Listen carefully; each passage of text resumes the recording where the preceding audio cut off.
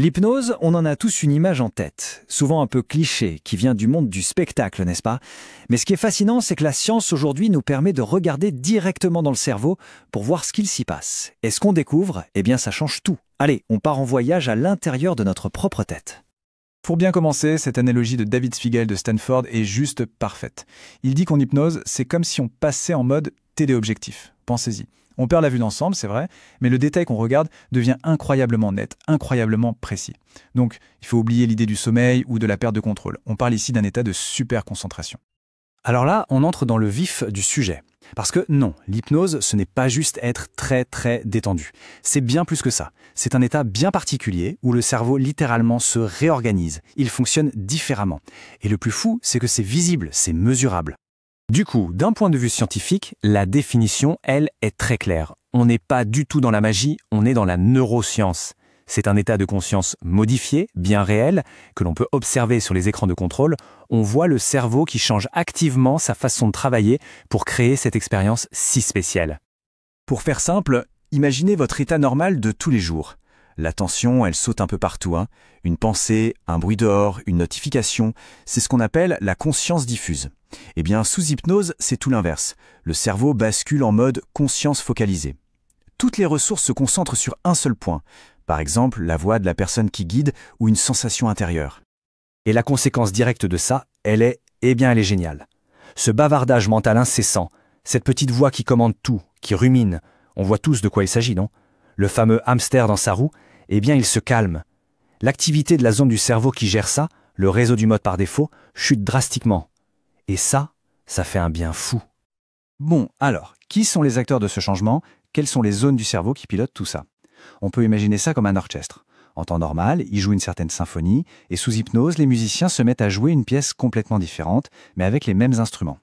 Le premier musicien, et pas des moindres, c'est le cortex préfrontal. Lui, c'est le PDG, le grand chef. C'est lui qui analyse, qui critique, qui planifie, qui dit « Non, ça, ce n'est pas logique ». C'est notre censeur intérieur, en quelque sorte. Mais attention, point super important ici, ce PDG ne s'endort pas, il ne disparaît pas.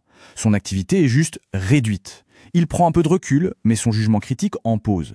Et c'est justement cette mise en retrait qui ouvre la porte à de nouvelles idées, à plus de créativité sans jamais perdre le contrôle. Deuxième acteur majeur, le système limbique. Ah, lui, c'est le cœur battant du cerveau. C'est le centre des émotions, de la mémoire. C'est là où tout se joue sur le plan affectif. Et sous hypnose, qu'est-ce qui se passe?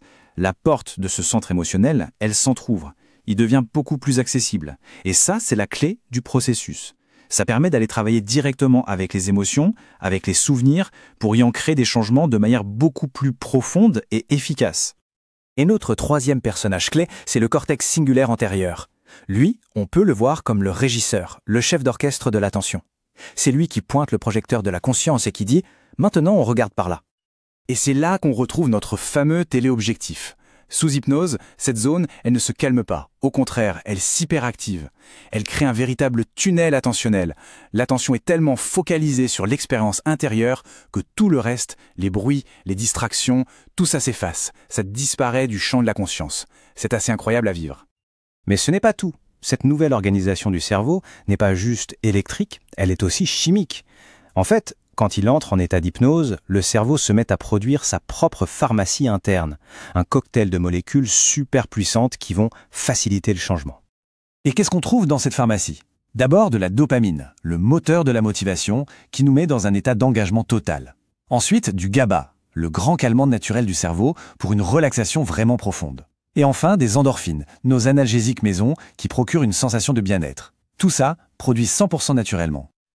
Ok, tout ça c'est super, mais on pourrait se dire, c'est bien joli pendant la séance, mais après, comment est-ce que ça peut durer dans le temps? La réponse se trouve dans une capacité absolument fondamentale du cerveau. Et cette capacité presque magique, elle porte un nom, la neuroplasticité. C'est l'idée que notre cerveau n'est pas figé une fois pour toutes à l'âge adulte. Bien au contraire, il est malléable, il peut se réorganiser, créer de nouvelles connexions, de nouveaux chemins, tout au long de notre vie en fonction de ce qu'on vit. Et voilà le point central. L'état hypnotique, avec toute cette activité électrique et chimique si particulière, crée en fait l'environnement parfait pour que la neuroplasticité s'exprime. C'est comme un engrais pour le cerveau.